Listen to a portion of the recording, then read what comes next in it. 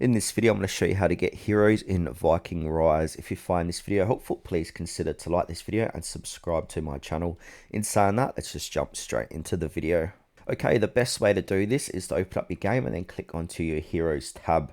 Now, this is where you're going to see all your heroes. So I've currently only got one, so I've got Ivor at the moment.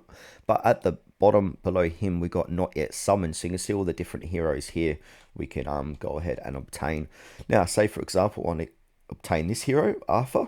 So I'm going to click onto him, and then on the far right, I'm going to click on the details.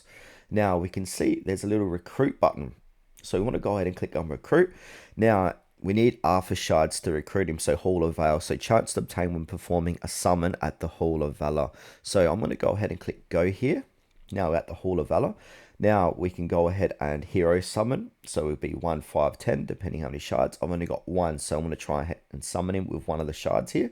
Now let's see how I go.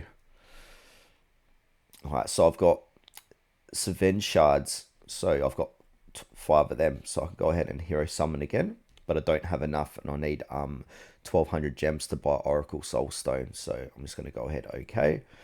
Now I'm going to get out of this. Now if I go back and go to my hero summon, go back to details. So I've just scrolled all the way down. So I've got 5 out of 10 for him. So if I do that again, if I go back here, you can see I've got 5. If I go ahead and click on recruit, and yeah, chance to obtain when performing a summon at the Hall of Valor.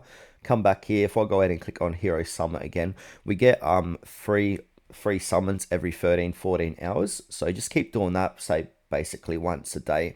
Then you got the chance to summon different heroes and just collect those shards.